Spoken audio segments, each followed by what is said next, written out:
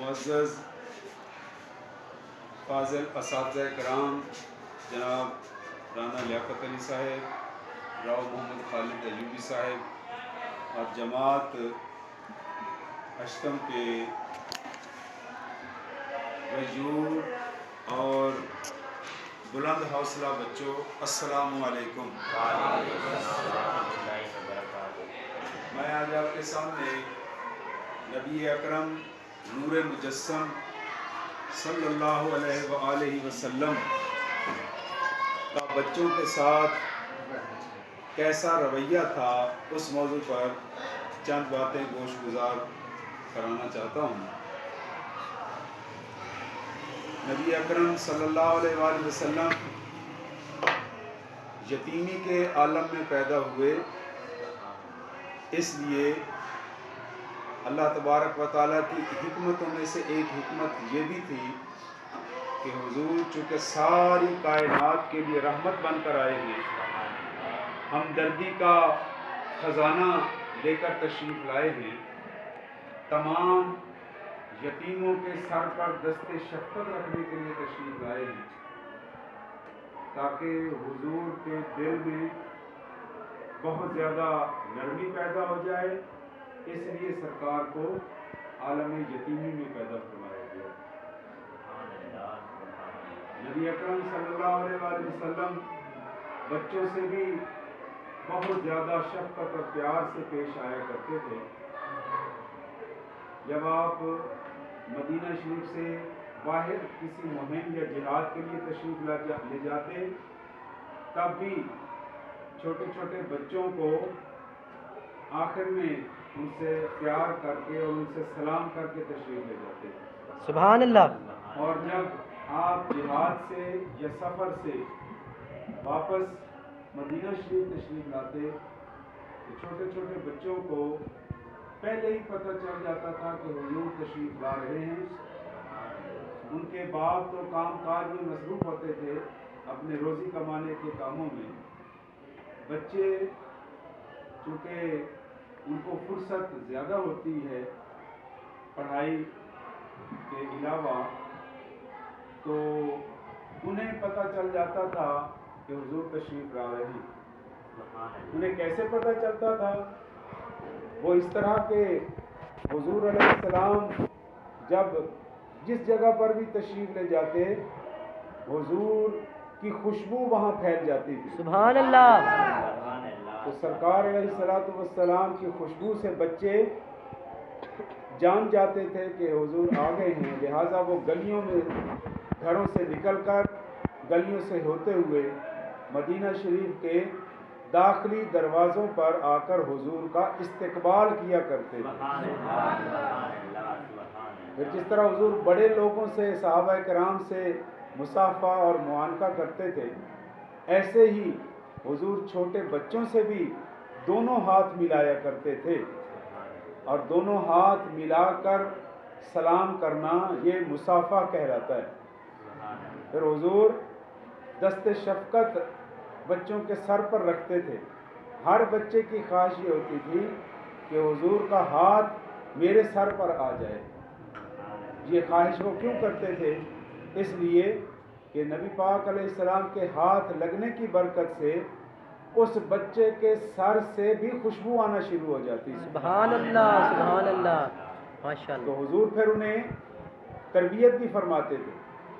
حضور کے ساتھ اگر کھانے میں کوئی بچہ شریک ہو جاتا تو حضور سے کھانے کے آداب بتاتے کہ پوری پلیٹ میں ہاتھ مارنے کی بجائے آپ کے سامنے جو کھانا موجود ہے وہاں سے کھائیں۔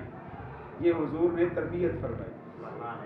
پھر حضور بچوں کو یہ بھی فرمایا کرتے تھے کہ اپنے دانت صاف رکھا کریں، کیونکہ حضور مسواک کو بہت زیادہ پسند فرماتے تھے۔ تو بچے پھر حضور علیہ السلام کی تمام نصیحتوں کو دل کے کانوں سے سن کر پھر اس پر عمل بھی کرتے تھے۔ اسی طرح نبی پاک علیہ السلام نے سب بچوں کو کپڑے پاک صاف رکھنے کی تاکید فرمائی۔ کپڑا نیا ہونا ضروری نہیں ہے، صاف ستھرا ہونا ضروری ہے. سبحان اللہ، بالکل سادہ ہو اور صاف ستھرا ہو، یہ ہمارے نبی پاک علیہ الصلوۃ والسلام کی سکھائی ہوئی اور ارشاد فرمائی ہوئی ایک عادت ہے. جو ہم اپنائیں گے تو ہم بہت ساری بیماریوں سے بھی بچ سکتے ہیں اور ہمیں اللہ تعالیٰ کی رضا بھی حاصل ہو سکتی ہے. تو عزیز طلبہ، ہمارے نبی پاک علیہ الصلوۃ والسلام بچوں سے اتنی شفقت فرماتے تھے کہ حضور کے سامنے کوئی بچہ جھوٹ نہیں بولتا تھا، ہمیشہ سچ بولتا تھا، کیونکہ حضور نے انہیں یہ تربیت عطا فرمائی. تو آپ بھی جھوٹ سے بچیں. اور یہاں ایک اور ضروری بات بتانا میرا فرض ہے کہ آج کل دوستی کے نام پر دوستوں سے محبت کے انداز میں مذاق میں جھوٹ بول دیتے ہیں. تو نبی پاک علیہ الصلوۃ والسلام کا ارشاد پاک ہے کہ جھوٹ چاہے مذاق میں بھی بولا جائے پھر بھی وہ گناہ ہے. بالکل مذاق میں بھی جھوٹ بولنے کی ہرگز اجازت نہیں ہے. جس طرح دوستوں کو حیران کرنے کے لیے، سرپرائز دینے کے لیے ان سے جھوٹ بول دیتے ہیں، بعد میں پھر ہنس کر کہتے ہیں کہ نہیں ایسی کوئی بات نہیں تھی، میں تو ویسے دل لگی کر رہا تھا، ویسے آپ سے مذاق کر رہا تھا. تو پیارے بچوں، ہم آپ سے یہ امید رکھتے ہیں کہ یہ پیغام آپ خود بھی دل کے کانوں سے سنیں اور اپنے دوسرے دوستوں تک بھی پہنچائیں کہ مذاق کی حالت میں بھی جھوٹ گناہ کبیرہ ہے، لہذا اس سے بچنا چاہیے انشاءاللہ. اسی طرح ہمارے نبی پاک علیہ الصلوۃ والسلام آپ نے علم سے بہت زیادہ تاکید فرمائی ہے کہ علم حاصل کیا جائے. آپ گھروں سے چل کر یہاں پر آتے ہیں تو آپ کا یہ سفر یہ کوئی دنیا داری کا سفر نہیں ہے. کچھ بچے سواریوں پر آتے ہیں، سائیکلوں پر، موٹر سائیکلوں پر، کسی کو اللہ نے کار کی ہمت دی ہے تو وہ اس پہ آتا ہے. کئی بچے ایسے بھی ہیں جن کے پاس سواری نہیں ہے، وہ پیدل چل کر آتے ہیں. تو وہ بھی اپنے آپ کو پریشان نہ ہوا کریں، اپنے آپ کو حقیر نہ سمجھیں. جیسے ہی کوئی طالب علم گھر سے علم حاصل کرنے کے لیے نکلتا ہے، وہ یوں سمجھ لیں جیسے مجاہد جہاد کے لیے سفر کرتا ہے، اسے بھی جہاد کا ثواب ملتا ہے. اور طالب علم کے پیروں میں فرشتے اپنے نورانی پر بچھاتے ہیں. تو آپ اپنے عزت کا خود خیال رکھا کریں کہ فرشتے تو آپ کی عزت کرتے ہیں اور آپ کے سفر علم کو جہاد میں شمار کیا گیا ہے. تو پھر آپ ایک دوسرے سے گالم گلوچ کر کے، جھوٹ بول کے، دوسرے کو نقصان پہنچا کے اپنی اس حیثیت کو اور اپنی اس فضیلت کو ضائع نہ ہونے دیا کریں، بلکہ ہمیشہ اپنے دوسرے دوستوں کا، کلاس فیلوز کا احترام کیا کریں، اساتذہ کرام کا بھی احترام کریں. کسی بچے کو کوئی کہہ کر نہ پکارا کریں، بلکہ اس کا نام لیں اور نام کے ساتھ بھائی کا لفظ استعمال کریں. جیسے اس بچے کا نام حسن ہے تو بجائے اوئے کر کے پکارنے کے آپ کو کیا کہنا چاہیے؟ حسن بھائی کہنا چاہیے، فیصل بھائی کہنا چاہیے. بھائی کا لفظ زبان پر آتے ہی ہمارے غصے، ہمارے نفرتیں وہ ختم ہو جاتی ہیں اور بھائی کے لفظ کی ادائیگی سے دل میں بھی نرمی پیدا ہو جاتی ہے اور پیار پیدا ہو جاتا ہے.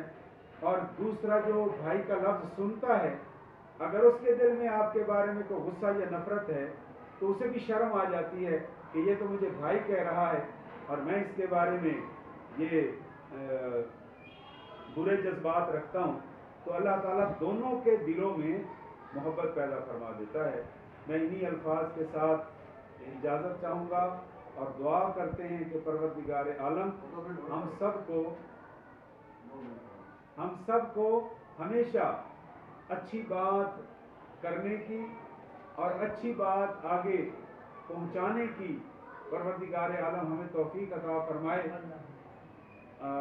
جیسا کہ میں نے پہلے عرض کیا ہے کہ سچ یہ بہت بڑی ایک مسلمان کی بہت بڑی صفت ہے۔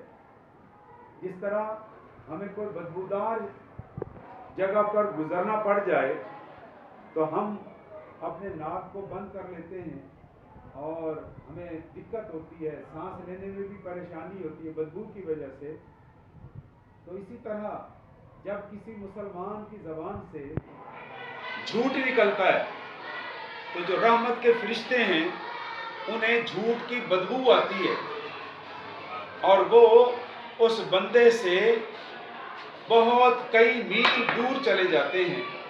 کیوں کہ جھوٹ کی بدبو سے فرشتے اس انسان سے دور ہو جاتے ہیں۔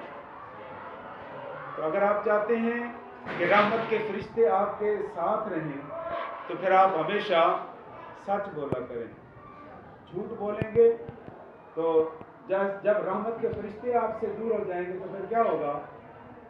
شیطان کو موقع مل جاتا ہے کہ یہ بندہ اب رحمت کے فرشتوں کی نگرانی میں نہیں ہے، وہ آپ پر ایسے حملہ آور ہوتا ہے جیسے بھیڑیا بھیڑ اور بکری پر جھپٹتا ہے جب اس کا مالک، بکریوں کا مالک آس پاس نہ ہو تو جنگلی درندہ بھیڑیا اپنے اس شکار کو اچک لے جاتا ہے۔ ایسے ہی اگر آپ جھوٹ بولیں گے تو رحمت کے فرشتے ناراض ہو کر جھوٹ کی بدبو کی وجہ سے آپ سے دور ہو جائیں گے اور شیطان کو موقع مل جائے گا، وہ آپ کو، آپ کے دماغ کو، آپ کے دل کو اپنے قبضے میں لے لے گا اور آپ سے برا کام کروانا شروع کر دے گا، آپ کو انگلیوں پر نچانا شروع کر دے گا، اور جب آپ غلط کام کر بیٹھیں گے اور جب اس کی سزا ملے گی آپ کو تو پھر شیطان آپ سے دور ہو جائے گا اور سزا آپ ہی کو ملے گی، کیونکہ جھوٹ ایک بہت کبھی فعل ہے۔ اللہ تعالی ہم سب کو ہمیشہ نبی اکرم صلی اللہ علیہ وآلہ وسلم کے میلاد پاک کی خوشی منانے کی بھی توفیق عطا فرمائے اور حضور علیہ السلام کے ارشادات پر، اپنی سیرت پر عمل کرنے کی بھی ہمیں توفیق عطا فرمائے۔ وما علینا الا البلاغ المبین۔